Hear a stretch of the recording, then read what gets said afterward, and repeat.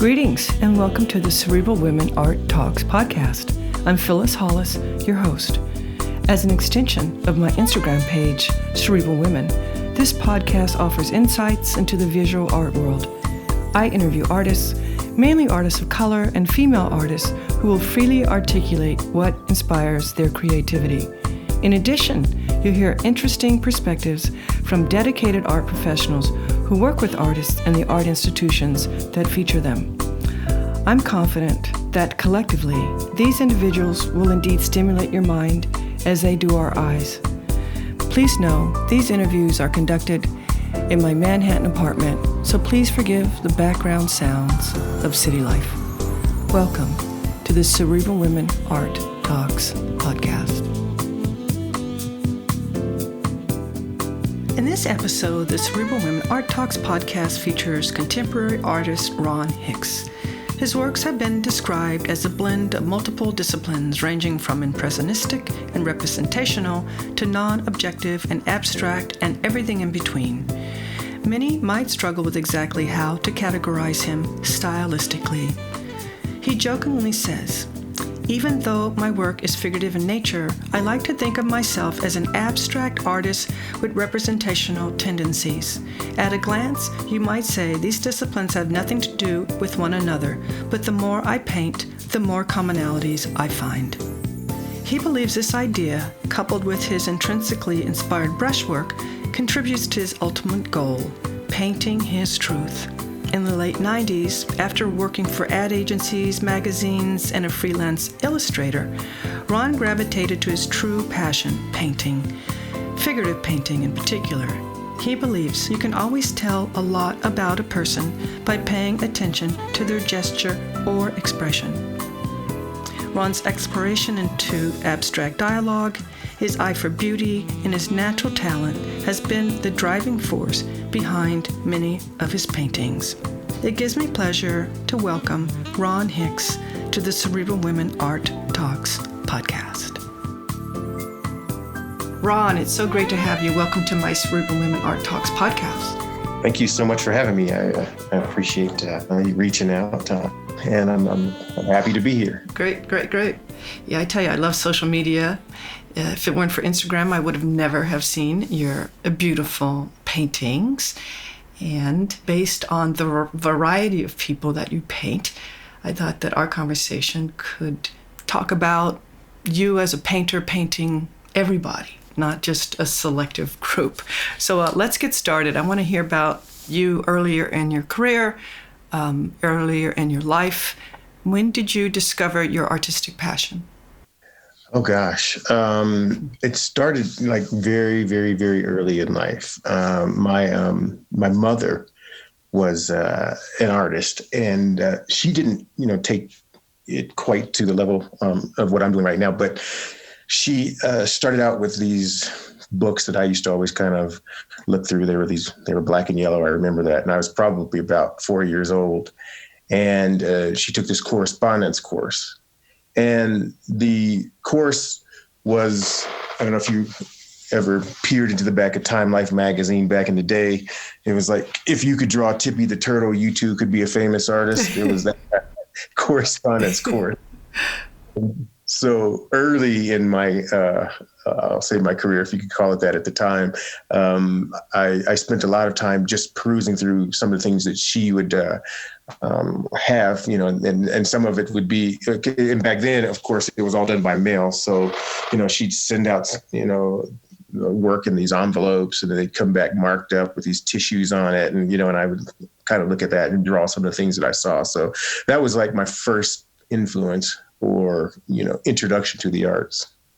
Lovely. And can you recall if there were any artists early on that impressed you? No, at that time, when I was younger, art was more of a thing that I just did. And it wasn't until later, down the line when I started getting, into it a little bit deeper that I was introduced to some of the artists. But, at that time, it was just me expressing in the only way that I knew how, and which was just what I saw, I would draw, or I would just place things down. So there was really no artist or anything at that point that I knew of or looked to. What passion do you find in creating art? For me, art, it has always been like a place of refuge for me. So the passion is it's a place of, that I can go to, it's this whole like world.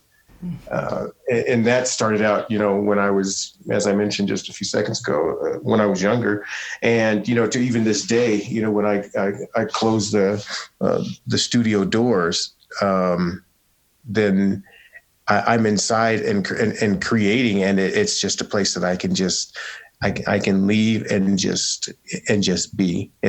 It's kind of weird because I could be in the studio for hours, and I can have no reference to time or space or anything. It's just creation. And then like hours can go by, and then all of a sudden I come out and it's like, wow, what just happened there? It's dark out. Yeah, exactly. So it's always been that place that I could go to create. So the passion lies in that.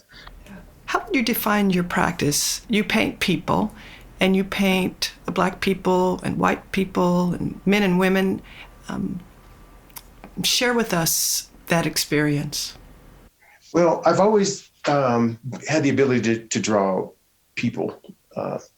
And I don't think that'll ever be something that I completely let go of as I continue.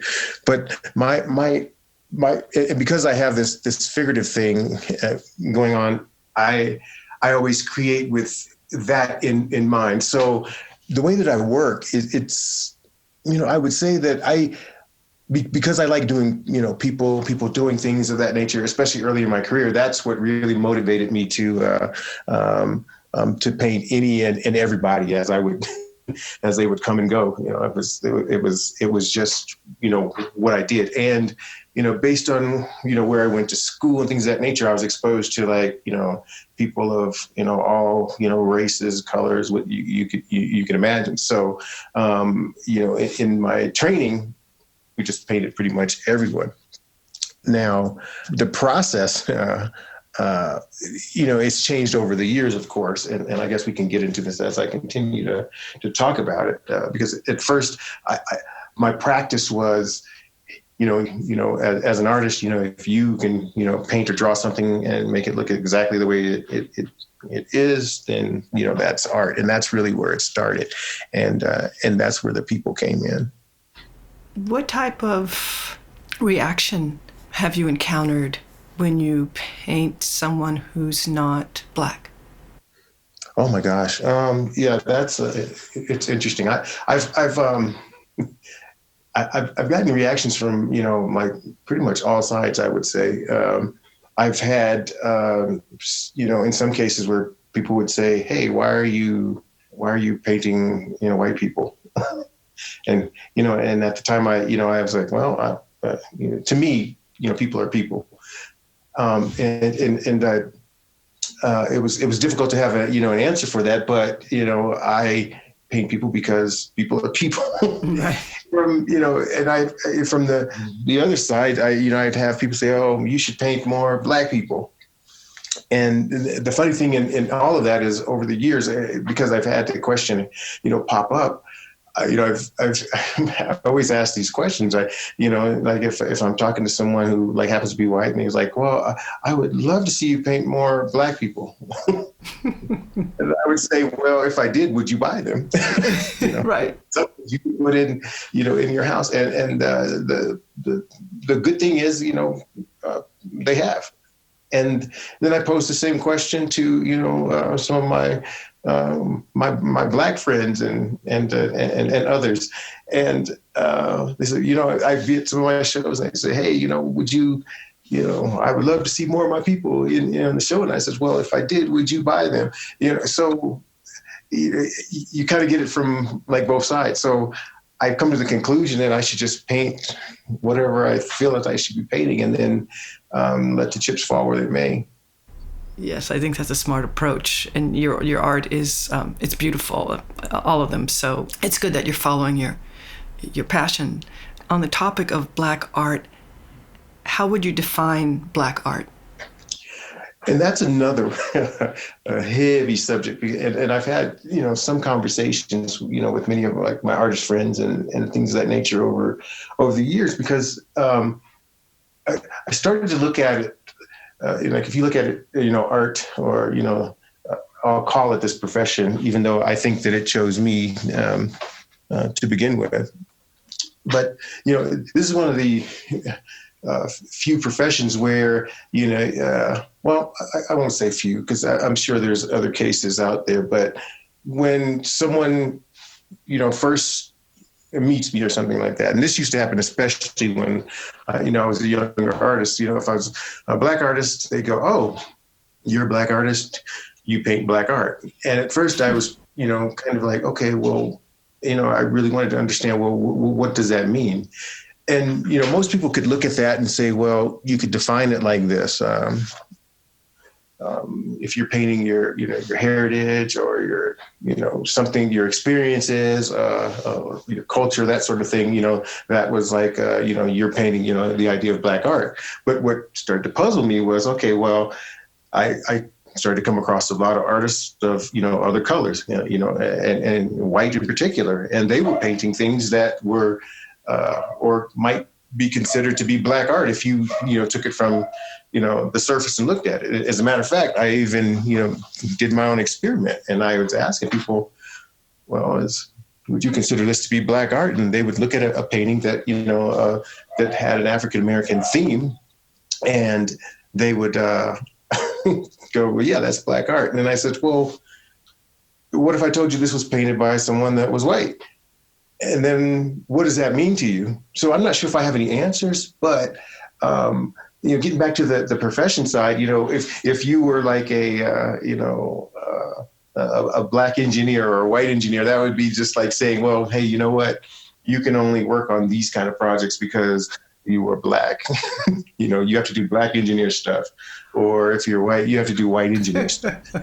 We have this, on the art side, this box, I would say, that, it forces you to be, in one side or other. And I don't necessarily say that you shouldn't, define yourself, but, for me, and I can only speak for myself, I sort of look at myself as an artist, and whatever I decide to paint becomes what I paint. Now, does that make everything that comes out of, off of my brush? Let's say I am painting someone that's, white, if as a Black artist, does that make that Black art because it comes from a Black artist? Right. Who knows?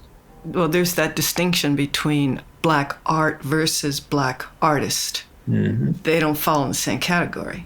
Exactly.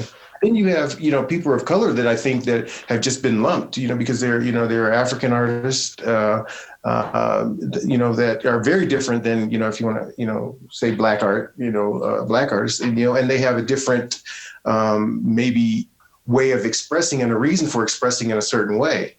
And some of it, I can't, speak to because, that hasn't been like my life experiences, so to speak. But what I can do is speak to, what I've experienced. And I do have a lot of, experiences, especially from the Black side. Well, given what people may possibly think, do you take that into consideration when you create a work? Do you think about your audience? No, I don't. It's whatever comes across me, and it gets to this the inspiration for. And you mentioned passion. I've started to come to the conclusion, especially as I move along in my career. Early in my career, as I told you earlier, I thought, if you could draw something and you make it look exactly the way it's supposed to look, then you were an artist. But as I continue to work, and I've come to the conclusion that it's very different. It's more about finding who you are as an artist, and that dictates what it is that you should put out.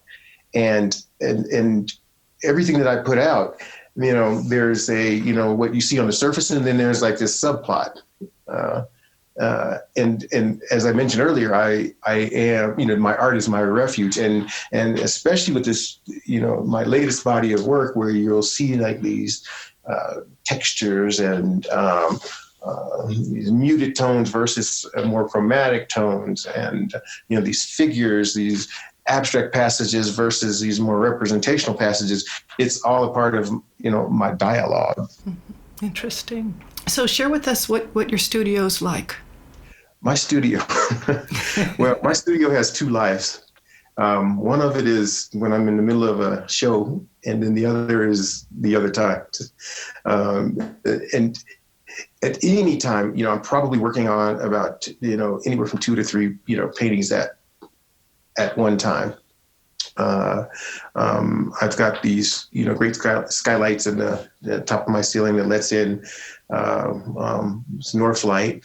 And the reason I have these, several, a couple of canvases, at least moving at the same time, is because I like to keep the work, fresh. And over the years, I figured out, when I'm not painting, when I should be painting, or shouldn't be painting, I should say. And what I mean by that is sometimes I would, in the past, I would start working on a project and just keep working my way through it, come hell or high water, as they say, I'm getting this work done, but not really taking into consideration, wait a minute, what am I doing? Why am I applying, what I'm putting down on this canvas? And should I be doing this right now? So I've started to back away from that and allow it to be more of an organic process. So I'm filled with, a bunch of books of, my studio is filled with, books from, some of the old masters that, that we know, of all colors. And I draw some inspiration from just looking over at some of the, some of the books, and my taste or the things that I respond to start from, someone like de Kooning, and it can go all the way to, someone very, representational, like a Sargent or a Degas or something like that. So there's this, huge array of things that I respond to.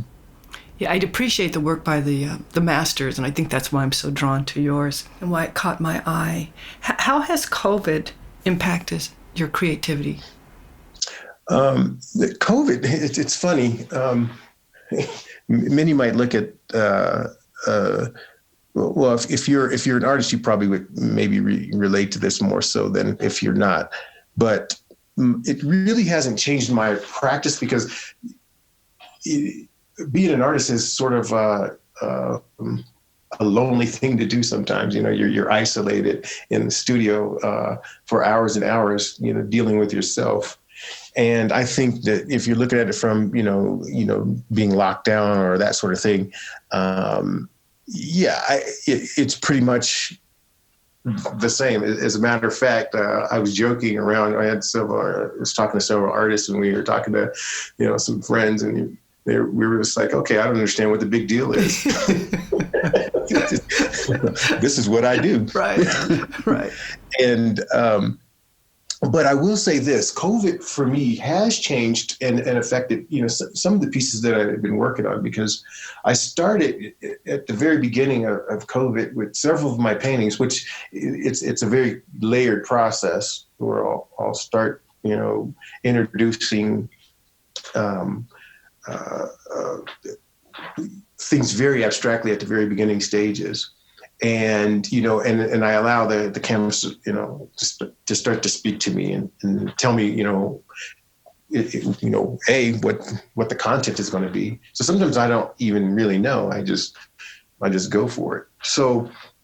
So when you hear about things, because sometimes I'll listen to, the news or maybe some podcasts or things of that nature that, that have the subject up. And I started to respond in my work a little bit by, doing some writings into some of the paints, and sometimes they were covered up with other passages, but they're it was just sharing my thoughts of how I felt about the the virus and the direction that things were going in this country.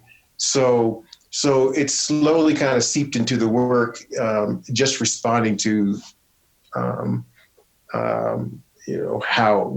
actually how big it's getting in terms of the number of people that are affected by this, and just wondering, at that time I was wondering, is there going to be a cure for this? And in more recent times, what's going to happen with this whole vaccine and things of that nature. So it affects my psyche in the way I paint and approach some of my paintings. Do you feel critics understand your work? I don't know, because my work is, especially now, and it's a scary place for me, because I'm starting to look at this not in a way to where I'm painting for the masses, but painting for my heart, soul, mind, and body, and that includes some of the things that have happened to me in the past. I've had some profilings in the past from police officers. So when I see some of the current events out there, I can directly relate to everything. And but for the grace of God, not being one of those statistics, because I literally had guns drawn, been tackled in the street, harassed, my car searched for no reason, and over the years, it's taken its toll in this sense, because I would take that information in, and because there was no outlet, or I would say at the time, especially when I was younger, there was like, well, what's the use in reporting it? Because I tried to go down that path, only to find that it was just like, well, why would our officers lie? That sort of response. So I would just take those things and tuck them into my into the back of my mind, heart, and soul, and just not really deal with them. And some of these things were happening like when I was in art school. It spilled over. Not until I was probably in my mid 40s, this actually stopped. But I'd be going to like art shows and could be pulled over right before one of them, harassed, and then come to the art show, and then just like nothing ever happened. And I remember sharing this with one of my directors, and she was like, why didn't you ever say anything? And I was really, the response was like, well, if I did, then what good would that do? And that's what I really felt at the time. It really didn't. It really didn't matter. You just had to deal with it. But I found that as I'm working, now at least I can start to express some of those things in my work. So I know I'm getting a little bit away from the question, but do the critics understand? I don't know if I've because I'm in the middle of really starting to to deal with some of these things. So I'm not sure what that's going to look like as I continue to work. So I don't know if I have a good answer, but I would say yes, but I'm not sure. And it's not obvious to me that those memories are in your work. Yes. Or reflected in your work. And the thing about how I process, I'm not an in-your-face kind of person either. And the way that I express is really more in the application. So there will be some textual passages. So, because I'm, with myself all the time, I'm constantly thinking, even while I'm working, and I could be working on a project, and it may not, in context have anything to do with that, but I'm still working these things out on the, in my work. The scary part is, as I continue, how much do I feel comfortable with letting that out? And I think I've developed sort of like this PTSD sort of thing happening with, to where, like, and this is honestly, like when I'm driving and I see a flashing light, it freaks me out. So I know there's something that's inside of me that needs to express a little bit more about this as to what, when, where, and how that comes out. I'm just not sure what that's going to look like when it happens, but I know that it will happen. Yeah. I love talking with you, and because I am a resident of Manhattan, I don't know if you can hear that, but all of a sudden there's some drilling taking place. So, so let me just ask you one more question. Oh, gosh. The question is, what do you feel your role is as an artist and overall artists in general? Well, I think, our role as artists, it varies from artist to artist. I think, if I had to define what I should be doing, I think I should be putting out work that's as honest as possible. And, art, it's one of those, like many of the other arts, like your dance or literature or music, it crosses, denomination, race, culture. It's something that speaks without you having to say anything. It exists like that. And so, to me, I just think our art, is there to enlighten, document, and provoke thought. And maybe there's some social responsibility. But again, it just depends on who you are and what your voice is. Not everyone has the same voice or the same, megaphone. And so I think you should live true to whatever that means to you. Yeah, well, I very much appreciate how art makes me feel, so I appreciate all the work that you all do. And I do feel art will save us. Yeah. And on that note, I hate to end this conversation a little early, but as I said, they're drilling next door to me, so I have to. But thank you so much, Ron, for your time. I appreciate it. Oh, my pleasure. Thank you so much. It's a treat. Thank you. Thank you for listening to Cerebral Women Art Talks podcast. For additional content, please visit cerebralwomen.com and be sure to follow Cerebral Women on Instagram.